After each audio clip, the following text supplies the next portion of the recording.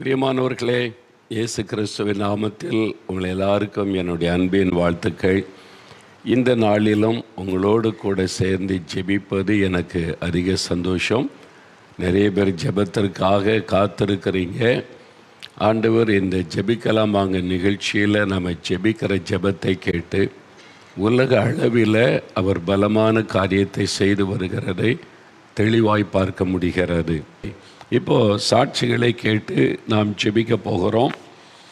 சில சாட்சிகளை நான் வாசிக்கிறேன், கவனமாக கேளுங்க.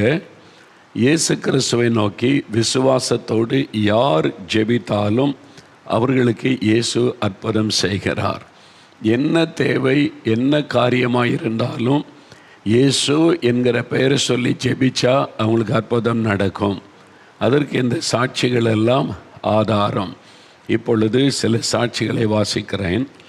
சகோதரி டெல்ஃபின் செல்வி சென்னையிலிருந்து எழுதியிருக்கிறாங்க. நான் கத்தோலிக்க குடும்பத்தில் பிறந்தவள். 35 வருடமாக நான் பிசாசு போராட்டத்தினால் மிகவும் கஷ்டப்பட்டு வந்தேன். ஒவ்வொரு நாளும் இரவில் என்னால் சரியாக தூங்க முடியாது. தூங்கும்போது ஏதோ ஒரு உருவம் என்னை பயமுறுத்துவதைப் போல இருக்கும். எப்பொழுதும் எனக்குள்ளே ஒரு சத்தம், தற்கொலை செய்து கொள் என்று பேசிக்கொண்டே இருக்கும். செவ்வாய் வெள்ளி என்றாலே எனக்கு மிகவும் போராட்டமாக இருக்கும். தலைவலி, வயிற்றுவலி என ஒன்றன் பின் ஒன்றாக ஏதாவது ஒரு பிரச்சனை வந்து கொண்டே இருக்கும். சரியாக சாப்பிட முடியாது. ஊரில் கோயில் திருவிழா நடக்கும்போது ஒவ்வொரு நாளும் இந்த பிரச்சனையினால் ஒரு நிம்மதியுமின்றி வாழ்ந்து வந்தேன். இந்த சூழ்நிலையில் கடந்த 2021 வருடம் ஜூன் மாதத்தில் ஜெபிக்கலாமாங்க நேரலை நிகழ்ச்சியை பார்த்து கொண்டிருக்கும் பொழுது ஜெப நேரத்தில் நீங்கள் என்னுடைய பெயரை சொல்லி, இப்பொழுதே ஆண்டவர் பிசாசின் பிடியிலிருந்து உங்களை விடுதலையாக்குகிறார், விடுதலையை பெற்றுக்கொள்ளுகிறீர்கள் என்று சொல்லி ஜெபம் செய்தீர்கள். அந்த நேரத்தில் அசுத்த ஆவி என்னை கீழே தள்ளி அதிகமாக அலை கழித்தது. மிகுந்த சத்தம் போட்டுக்கொண்டே நான் போகிறேன் என்று சொல்லி 23 ஆவிகள் என்னை விட்டு வெளியேறியது. 23 அசுத்த ஆவிகள். ஒரே ஆளுக்குள்ள 23 ஆவி உள்ள நுழைஞ்சா எப்படி இருக்கும்? ஒரே ஒரு அசுத்தாவி நுழைந்தாலே பெரிய பாடு. வேறு புஸ்தகத்தில் மகதலேனா மரியாளுக்கு 7 ஆவிகள் அவளை ஆட்கொண்டு இருந்தது என்று பார்க்கிறோம். ஆனால் லேகியோன் என்கிற ஒரு மனிதனுக்குள்ள ஆயிரக்கணக்கான ஆவிகள் நுழைந்து அவனை மிருகத்தை போல மாற்றிவிட்டது. அதை இயேசு எப்படி அவனுக்கு விடுதலை கொடுத்தார் என்பது வேறு புஸ்தகத்தில் எழுதப்பட்டிருக்கிறது. இவங்களுக்கு பாருங்களேன், 35 வருஷமாக தூங்க முடியாது, யாரோ உள்ளத்திலிருந்து பேசிக்கிட்டே இருப்பாங்க, தற்கொலை பண்ணி செத்துரு என்பதாக 23 அசுத்த ஆவிகள் வெளியேறியது. அந்த நேரத்திலேயே பரிசுத்த ஆவியானவரால் நான் நிரப்பப்பட்டேன். அந்த நாளிலிருந்து அந்நிய பாஷை பேசி ஜெபிக்கும் கிருபையை பெற்றுக்கொண்டேன். இப்பொழுது நான் நல்ல விடுதலையோடு இருக்கிறேன். 35 வருடமாக இருந்த பிசாசின் பிடியிலிருந்து என்னை விடுதலையாக்கின விடுதலை நாயகர் இயேசுவுக்கே ஸ்தோத்திரம். 2021 விடுதலை. இன்றைக்கு வரைக்கும் நல்ல சுகமாக இருக்கிறாங்க. 35 வருடம் பிசாசு ஆட்கொண்டு இருந்தது. 23 அசுத்த ஆவிகள் தூங்க விடாது, எப்பொழுதும் பேசிக்கிட்டே இருக்கும், தற்கொலை செய்ய தோண்டும். சரீரத்தில் பல உபாதைகளை கொடுத்து கொண்டே இருந்தது, வலிகள், வேதனைகள். யோசித்து பாருங்கள், எவ்வளோ கஷ்டம் பார்த்தீங்களா? ஆனால் ஆண்டவர் பாருங்கள், அந்த மகளுக்கு விடுதலை கொடுத்தார். அவங்க இருக்கிற சென்னையில். நம்ம ஜெபம் நடத்துகிறது 4 மாவட்டியிலிருந்து டிவிக்கு முன்னால் உட்காந்து அவங்க இயேசுவை நோக்கி ஜெபிக்கிறாங்க. அவங்க ஜெபிக்கும் போது ஆண்டவருடைய வல்லமை அவளை தொடுகிறது. அசுத்தாவி அலறி கொண்டு ஒவ்வொரு ஆவியாக வெளியேறி 23 ஆவிகளும் வெளியேறி போய் உடனே தேவன் பரிசுத்தாவியினால் நிரப்பி விட்டார்.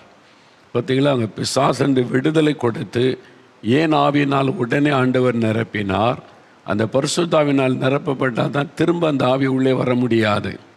சிலர் பிசாசு பிடியிலிருந்து விடுதலை பெறுவாங்க. இயேசுவை ஏற்றுக்கொள்ளாததுனால உங்களுடைய இருதயம் வெறுமனை இருக்குல்ல, மறுபடியும் பிசாசு உள்ள நுழைஞ்சிரும். அதனால தான் இயேசு நம்முடைய வாழ்க்கையில் உள்ளத்துக்குள்ளே இருந்தால் திரும்ப பிசாசு வர முடியாது. ஆவியானவரால் நிரப்பப்பட்டு விட்டால் பிசாசு மறுபடியும் நமக்குள்ளே நுழைந்து விட முடியாது. அப்படி தான் ஆண்டவர் அற்புதம் செய்திருக்கிறார். இந்த சகோதரிக்கு வாழ்த்துக்கள். இன்றைக்கி உங்கள் குடும்பத்தில் யாரோ ஒருவர் இந்த மாதிரி பிசாசு போராட்டத்தில் இருக்கிறீங்க. இன்றைக்கி உங்களுக்கு விடுதலையின் நாள். உங்கள் வீட்டிலையே நீங்கள் ஜெபிக்கும் போது இந்த பிசாசு வெளியேறும், விடுதலை பெற்றுக்கொள்ளுவீங்க. அடுத்து சகோதரர் மாரி, திருப்பூரில் இருந்து மாரி என்கிற சகோதரர் 15 வருடத்திற்கு முன்பாக வயலில் நான் வேலை பார்த்து கொண்டிருக்கும்போது கடப்பாறை கம்பி என்னுடைய காலில் பாதத்தின் மேல் குத்தியது. சில நாட்களுக்கு பின்பாதாக அதில் சிறு சிறு கட்டிகளாக வந்தது. நாள் ஆக ஆக கட்டி பெரிதாகவே காணப்பட்டது. கிட்டத்தட்ட 15 வருடங்களாக இந்த கட்டியால் மிகவும் அதிகமாய் அவதிப்பட்டேன். அதிக தூரம் நடக்கும்போது கால் நொண்டித்தான் நடப்பேன். கட்டி மீது ஏதாவது ஒரு பொருள் பட்டால் உயிரே போகும் அளவுக்கு அந்த நாள் முழுவதும் மரண வலி ஏற்படும். மருத்துவமனைக்கு சென்றால் அறுவை சிகிச்சை செய்ய சொல்லுவார்களோ என்ற பயத்தில் நான் மருத்துவமனை செல்லவில்லை. வலி எடுக்கும் போதெல்லாம் மாத்திரை மற்றும் தைலம் பயன்படுத்தி கொள்வேன். இந்த சூழ்நிலையில்தான் 2024 வருடம் ஜனவரி மாதத்தில் நடந்த திறப்பின் வாசல் ஜெபத்தில் கலந்து கொண்டேன். ஜெப வேளையில் நீங்கள் ஜெபிக்கும்போது நானும் பாரத்தோடு இயேசுவே எனக்கு சுகம் தாரும் என்று ஜெபித்தேன். ஜெபித்து கொண்டிருக்கும் போதே தேவ வல்லமை என் மேல் இறங்கியதை உணர்ந்தேன். என் கால் வலி அப்படியே குறைந்தது. ஓரிரு நாட்களிலேயே என் காலில் கட்டி சுத்தமாக மறைந்து விட்டது. 15 வருஷமாக இருந்த கட்டி, காலில் இருந்த கட்டி மறைந்து விட்டது. எனக்கே அதை பார்த்து ஆச்சரியமாக இருந்தது. இயேசு என்னை தொட்டார், எனக்கு அற்புதம் செய்தார். இப்பொழுது நான் நல்ல வேலையும் செய்கிறேன், அதிக தூரம் நடக்கிறேன். மறுபடியும் காலில் எந்த பிரச்சனையும் வரவே இல்லை. என் வாழ்வில் அற்புதம் செய்த இயேசுவுக்கு மகிமை உண்டாவதாக. 15 வருஷமான கட்டிய அது வலிக்கும், அதனால் நடக்க முடியாத கஷ்டம். ஆண்டவர் பாருங்கள், அற்புதமாய் அவங்க ஜெபத்துக்கு வந்தாங்க. திறப்பின் வாசல் ஜெபத்திற்கு ஜெப நேரத்தில் இயேசுவை கூப்பிட்டார்கள். இயேசு தொட்டு சுகம் கொடுத்தார். இந்த அற்புதங்களுக்கெல்லாம் நீங்கள் நல்ல சாட்சிகளை கவனிங்க. இந்த அற்புதங்களுக்கும் எனக்கும் சம்பந்தம் இல்லை. நான் ஜெபிக்க எப்படி ஜெபிக்கணும், எப்படி அற்புதம் பெறணும், இதை சொல்லுவது தான் என்னுடைய வேலை. அற்புதம் செய்கிறவர் இயேசு. அவங்க ஜெபம் பண்ணுறாங்க, அவங்க விசுவாசிக்கிறாங்க, இயேசு அற்புதம் செய்கிறார். அதை தான் பாருங்கள், இந்த சாட்சியிலே கவனிங்க. இவங்களை நான் பார்த்ததும் இல்லை, அவங்க என்கிட்ட வந்ததும் இல்லை. நான் அவங்களுக்காக தலையில் கை வச்சு ஜெபிச்சேன்னு சொல்லலை. அவங்க ஜெபிக்கும் போதே இயேசு விடுதலை கொடுத்தார். அதான் இயேசு. இயேசு பட்சபாதம் உள்ள தேவன் அல்ல. நீங்கள் வீட்டில் இருந்த இயேசுவே எனக்கு சுகந்தார்னு ஜெபிச்சா அதெல்லாம் தர முடியாது. நீ மோகன்லாஸ் சீடப்போ, அவர் ஜெபிச்சா நான் அற்புதம் செய்வேன் அப்படி இயேசு சொல்லுவாரா? அப்படி சொல்லவே மாட்டார். அவருக்கு நீங்கள் தான் முக்கியம். நீங்கள் கூப்பிட்டா விசுவாசத்தோடு இயேசு அற்புதம் செய்தருவார். ஏன்னா அவர் உங்களை நேசிக்கிறார். நாங்கள் உங்களுக்கு உதவி செய்கிறோம் ஜெபத்தில். அதான் ஊழியருடைய வேலை.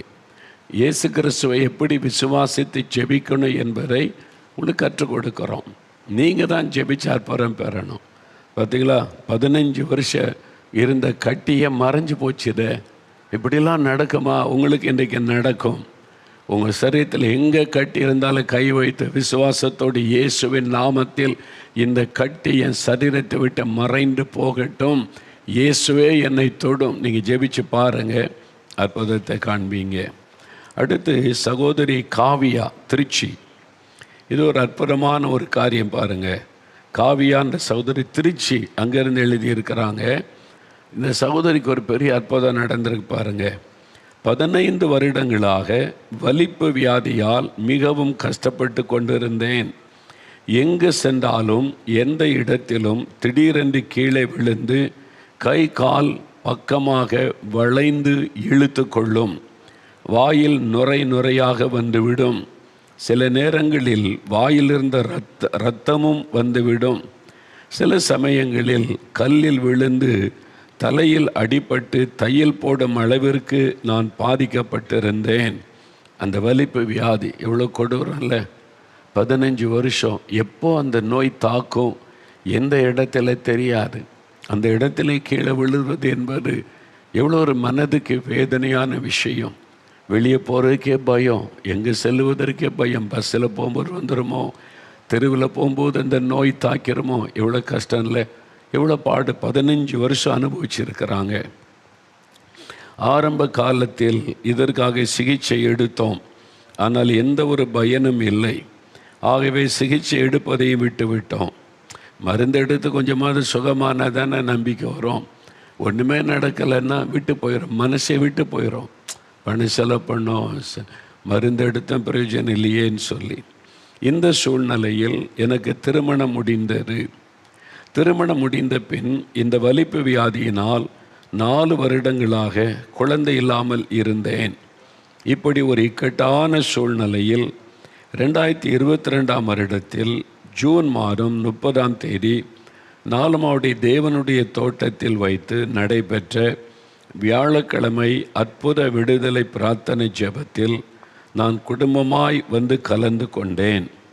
ஒவ்வொரு வியாழக்கிழமையும் அற்புத விடுதலை பிரார்த்தனை தேவனுடைய கூடாரத்தில் நடைபெறும். சில சமயத்தில் தேவனுடைய தோட்டம் அங்கு வச்சு நடைபெறும். அந்த ஜெபத்துக்கு அவங்க வந்திருக்கிறாங்க உபவாசத்தோடு ஜெபிக்க. அன்றைய தினத்தில் பாடல் ஆராதனையிலேயே நான் அலைக்கழித்து கீழே விழுந்தேன். பாடி துதிக்கும் போதே ஆண்டோடைய பிரசனை இறங்கிடும்ல. தேவ பிரசனை இறங்கின உடனே இது ஒரு பிசாசு, வலிப்பு வியாதியை கொண்டு வருகிற ஒரு ஆவி. அந்த ஆவியால் இருக்க முடியல, அது அலைக்கழித்து அவங்க கீழே விழுந்தேன். ஒரு பெரிய பாரம் என்னை விட்டு விலகியதை என்னால் உணர முடிந்தது. தொடர்ந்து நீங்கள் தேவ செய்தி கொடுத்தீர்கள். ஜெப வேளையில் குழந்தை இல்லாதவர்களுக்காக ஜெபிக்கும்போது நானும் கண்ணீரோடு விசுவாசத்தோடு ஜெபித்துவிட்டு கடந்து வந்தேன். பெரிய ஆச்சரியம், அன்றிலிருந்து எனக்கு வலிப்பு வியாதி வரவே இல்லை. 15 வருஷமாக அந்த வியாதி. ஒரு நாள் தேவ பிரசன்னத்தில் வந்து ஆண்டவர் தொட்டார், விடுதலை. ஜெபித்துவிட்டு சென்ற ஒரே மாதத்தில் நான் கருவுற்றேன். கர்த்தர் 2023ஆம் வருடத்தில் மே மாதத்தில் அழகான ஒரு ஆண் குழந்தையை பெற்றெடுக்க கர்த்தர் கிருபை செய்தார். இப்பொழுது கிட்டத்தட்ட 2 வருடமாகிறது. வலிப்பு வியாதி வரவில்லை. நான் எங்கு பிரயாணப்பட்டாலும் எந்த ஒரு பிரச்சனையும் இல்லை. கர்த்தராகிய இயேசு எனக்கு 15 வருட வலிப்பு வியாதிலிருந்து விடுதலையும் கொடுத்து அழகான ஒரு ஆண் குழந்தையை கொடுத்து ஆசீர்வதித்திருக்கிறார். இவ்வளோ பெரிய 15 வருஷ வேதனைக்கு ஒரு முடிவு வந்து பொல்லாத இந்த வியாதி, அதிலிருந்து விடுதலை, கற்பத்தின் ஆசீர்வாதம். இன்றைக்கு உங்கள் வாழ்க்கையில் கூட பிசாசு, அசுத்தாவிகள் இந்த மாதிரி வியாதியை உங்களுடைய சரீரத்தில் கொண்டு வந்து உங்களை வேதனைப்படுத்தி கொண்டிருக்கலாம். இன்றைக்கு இயேசு விடுதலை தருவார். இன்னொரு சாட்சி பாருங்கள், சகோதரி செல்வி திண்டுக்கல். இவங்களுக்கு இதே மாதிரி போராட்டம். இன்றைக்கி நிறைய பேர் பிசாசு போராட்டத்தில் அவங்களுக்கே தெரியல. எங்கே பார்த்தாலும் இந்த பிசாசனுடைய கிரியைகளை பார்க்க முடிகிறார். கடைசி காலமாக இருக்கிற இந்த மந்திரவாதம், பில்லிசூனியம், பிசாசு அவருடைய கிரியைகள் பெருகி இருக்கிறது. மக்களை அதிகமாக அது பாதிக்கிறது. நிறைய பேருக்கு அது அவங்களுக்கு தெரியல, இது பிசாசு தான் அப்படின்னு சொல்லி. அதனால் பிசாசை சாந்தப்படுத்திட்டா சுகமாயிரும். நீ நிறைய பணம் செலவு பண்ணி என்னென்னோ பண்ண. பிசாசு ஏன் நமக்கு அவன் இறக்கமே காட்ட மாட்டான். பிசாசுக்கு நீங்கள் அதை செய்கிறேன் இதை செய்கிறேன் பரிகாரம் என்ன பண்ணாலும் பிசாசு மனிதர் மேலே இறக்கமே காட்ட மாட்டான். அவன் பயமுறுத்தி அடிமைப்படுத்தி வேதனைப்படுத்துவதை அவன் செய்வான். நன்மை செய்கிற மாதிரி நடிப்பான், ஏமாற்றுவான். ஆனால் மெய்யான ஒரு ஆண்டவர் உண்டு. அவர் தான் மனிதர்களை நேசித்து விடுதலை தருகிறவர். இந்த மாதிரி எத்தனை ஆயிரக்கணக்கான சாட்சி நீங்கள் இப்போ இந்த நிகழ்ச்சியில் கேட்டிருப்பீங்கல்ல, நீங்களே யோசித்து பாருங்கள். இப்போ இவங்களுக்கு பாருங்கள், ஒரு சகோதரி செல்வி திண்டுக்கல், 11வது வகுப்பு படிக்கும் என்னுடைய மகள் 1 வருடமாக பிசாசு போராட்டத்தினால் பாதிக்கப்பட்டிருந்தாள். அசுத்த ஆவிகள் அவளுடைய கண்களுக்கு தெரியும்.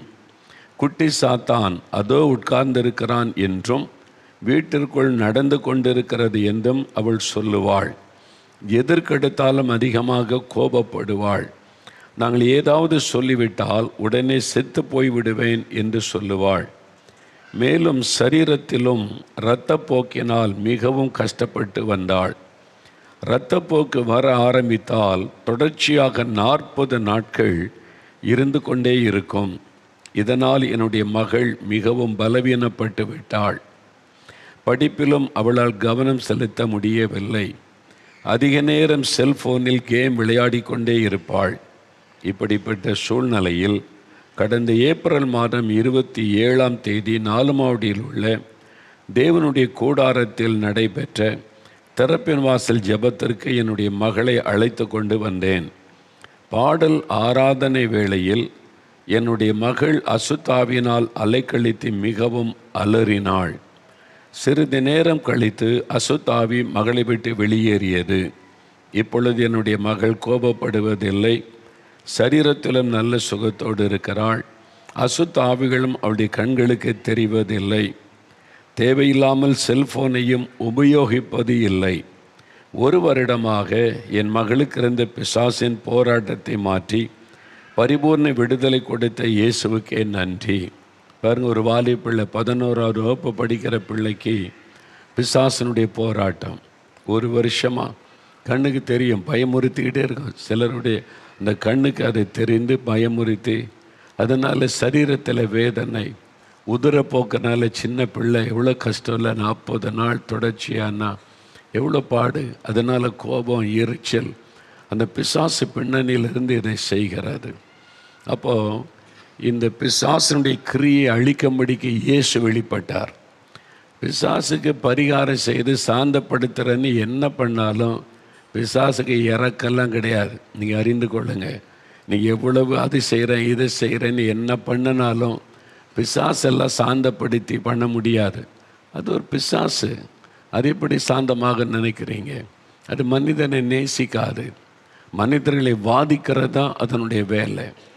ஏன்னா இயேசு தான் ஆண்டவர், வானத்தையும் பூமியை உண்டாக்கின ஆண்டவர். நம்ம சிருஷ்டித்த ஆண்டவருக்கு தான் நம்ம மேலே ஒரு அன்பு வரும், அக்கறை இருக்கும், நம்ம மேலே ஒரு பாசம் இருக்கும். அதனால் நமக்காக பரிதபிக்கிறார். விடுதலை இலவசம். பார்த்தீங்களா? இனி இது கொண்டு வா, அது கொண்டு வா, இந்த பரிகாரம் செய்யணும் அப்படின்னு கேட்டாலே நீங்கள் அறிந்து கொள்ளுங்க, இது கடவுள் அல்ல. கடவுளாக இருந்தால் இதெல்லாம் கேட்க மாட்டார். என்றால் என்னை சிருஷ்டித்த கடவுள் என்னை நேசித்து இலவசமாக தான் விடுதலை தருவார். இதை நீங்கள் அறிந்து கொள்ளுங்க. உண்மைக்கும் பொய்யுக்கும் உள்ள வித்தியாசத்தை நீங்கள் விளங்கி கொள்ளுங்க.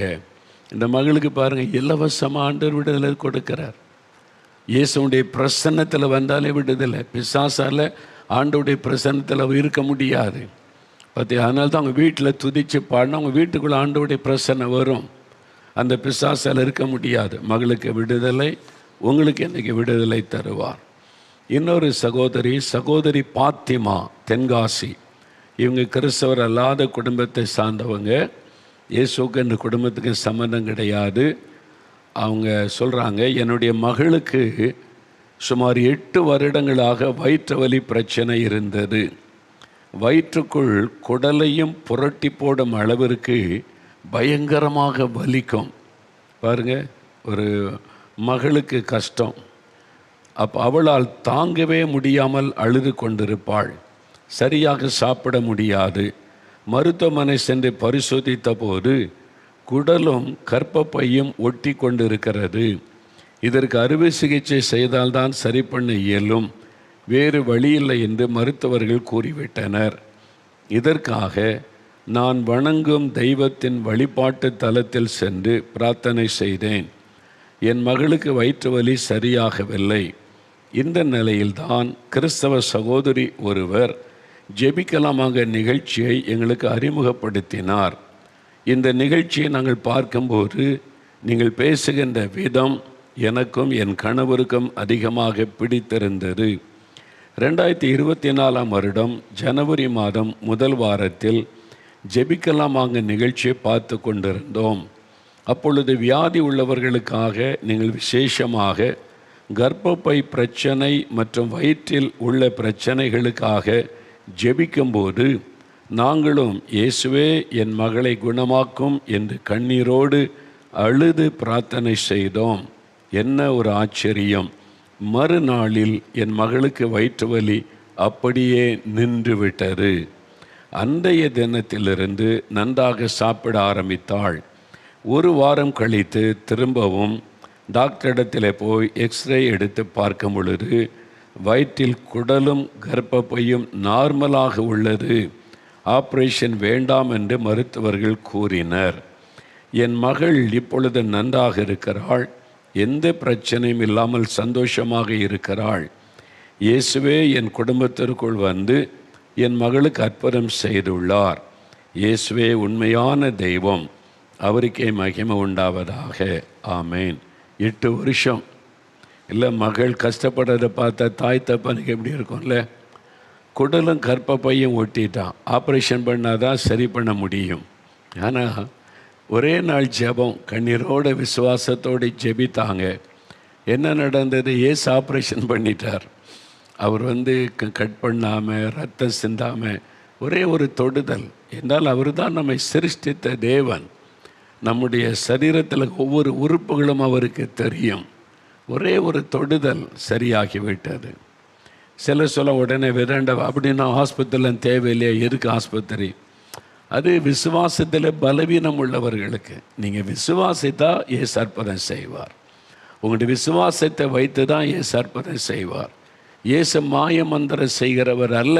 நீங்கள் வாங்க நான் எல்லாரையும் குணமாக்குகிறேன் இந்த மாதிரி வித்தை காண்பிக்கிறவர் அல்ல. நீங்கள் விசுவாசித்து நீங்கள் என்னுடைய தகப்பன், எனக்கு சுகம் கொடுங்க இயேசுவே அப்படின்னு கேட்டால் அவர் மனதுருகி அற்புதம் செய்வார். இதுதான் இயேசு செய்கிற காரியம். இத்தனை பார்த்தீங்களா, 5 பேருக்கு இயற்கைக்கு மேற்பட்ட அற்புதம். இப்போ 2 சாட்சிகளை வீடியோவில் பார்க்க போகிறீங்க. பாருங்கள். ஒன்று சகோதரி சாராள் முக்களத்தூர், ஆந்திர மாநிலத்திலிருந்து ஒரு சகோதரி. அவங்களுடைய மகளுக்கு பிரச்சனை. இயேசு எப்படி சுகமாக்கினார் என்பதை இவங்க ஆந்திர மாநிலத்தில் இருக்கிறாங்க. அந்த சின்ன மகளுக்கு, ஸ்கூலில் படித்து கொண்ட மகளுக்கு வினோதமான ஒரு வியாதி. என்னென்ன மாதிரி வியாதியெல்லாம் இருக்குது பாருங்கள். எவ்வளோ பெரிய பாதிப்பு! வயிற்று வலி, சாப்பிட முடியாது, வாமிட். ஒரு முறை ஆரம்பித்தா 2-3 மாதத்துக்கு தொடர்ச்சியாக பாதிப்புன்னா தாயினுடைய உள்ளே எப்படி தாங்கல? ஆஸ்பத்திரிக்கு போனால் அதுக்கு நிறைய ஆப்ரேஷன் செலவாகும், பண வசதி கிடையாது, பாதிப்பு. இயேசு இலவசமாக சுகம் கொடுத்தார். ஒரு நாள் அவங்க இயேசுகிட்ட கண்ணீர் வடித்தாங்க. அவங்க வீட்டில் இருந்து கொண்டே கருத்தாக ஜெபித்தாங்க. அந்த மகள் பாருங்கள், சின்ன பிள்ளை தானே சொன்ன, ஒரு வெளிச்சம் அவள் மேலே இறங்கினார். அதான் சொல்கிறேன், நீங்கள் ஜெபிக்கும் போது இயேசுடைய வெளிச்சம் உங்கள் வீட்டுக்குள்ளே வரும். இயேசு கிறிஸ்து மெய்யான ஒளி என்று வேதத்தில் எழுதப்பட்டிருக்கிறது. மெய்யான ஒளி, இது தெய்வீக ஒளி. மனிதரால் ஏற்படுத்தப்பட்டு ஒளின்னு சொல்லி ஏமாற்றுகிற காரியெல்லாம் உலகத்தில் நடக்கிறது. அது பொய்யான ஒளி, மனிதனால் உண்டாக்கப்பட்ட ஒளி. மனிதர்களை ஏமாற்றி பணம் சம்பாதிக்க உண்டாக்கப்படுகிற ஒளிகளெல்லாம் உலகத்தில் இருக்குது. ஆனால் இயேசு மெய்யான ஒளி. அந்த வெளிச்சம் வந்துட்டா பிசாசாகிய இருள் விலகிறோம். இந்த மகளுக்கு விடுதலை, சுகம். இன்றைக்கி எவ்வளோ நல்லா இருக்கா பாருங்கள், எவ்வளோ சந்தோஷமாக. அதுதான் இயேசு. இந்த வெளிச்சம் உங்கள் வீட்டுக்கு வேண்டாமா? இயேசுவாகிய வெளிச்சம் எங்கள் வீட்டுக்குள்ளே வரணும், என் வாழ்க்கையில் வரணும்னு கேளுங்க. அந்த வெளிச்சம் உங்களுடைய வாழ்க்கையில் உதிக்கும். அடுத்து சகோதரர் சதீஷ் ஆபிரகாம் லியோ, சென்னையிலிருந்து ஒரு சகோதரர். அவங்க வாழ்க்கையில் நடந்த, அவங்களுடைய மகனுக்கு நடந்த ஒரு அற்புதத்தை சொல்கிறாங்க. பாருங்கள், சின்ன பையன் 3 வருஷமாக ஃபிட்ஸு. இந்த மாதிரி ஃபிட்ஸ் வியாதிலேருந்து சுகம் பெற்ற சாட்சி இன்றைக்கி 2 பேர் சொல்லியிருக்கிறாங்க.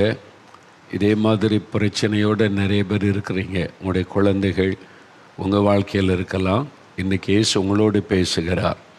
இவங்களை குணமாக்கின இயேசுவாகிய நான் உன்னையும் குணமாக்க முடியும் என்று ஆண்டவர் உங்களோடு பேசுகிறார்.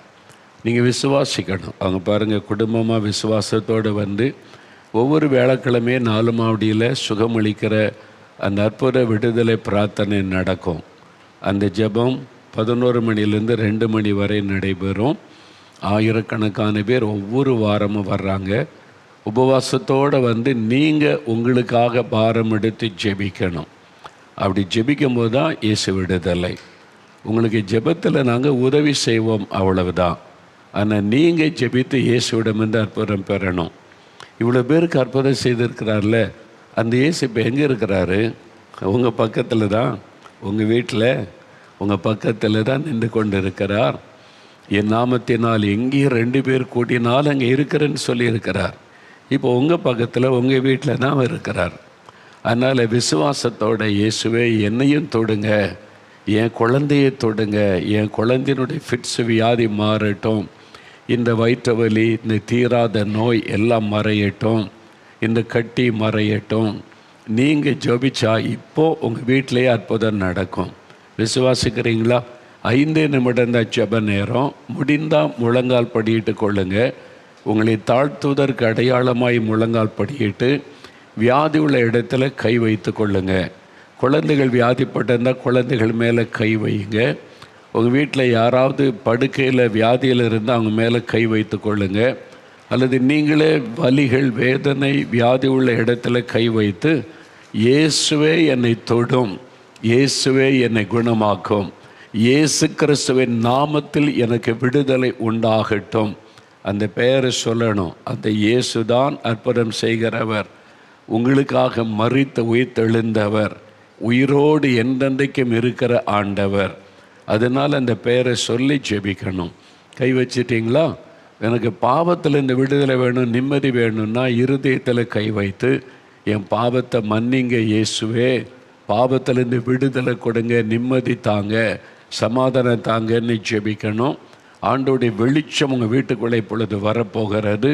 இயேசுவாகிய வெளிச்சம் வரும்போது பாவ, சாப, வியாதி, இருள் எல்லாம் விலகி போகும். அப்படியே கண்களை மூடுங்க. இயேசுவை மாத்திர கண் முன்னால் நிறுத்தி ஜெபிக்க ஆரம்பிங்க.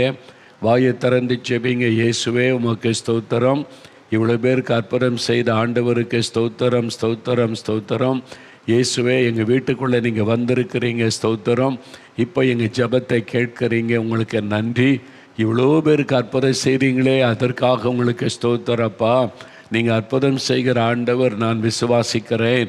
என்னை தொடுங்க, என் குடும்பத்தில் அற்புதம் செய்யுங்க, எனக்கு விடுதலை கொடுங்க, எனக்கு சுகம் கொடுங்க, என் பிள்ளைக்கு சுகம் கொடுங்க.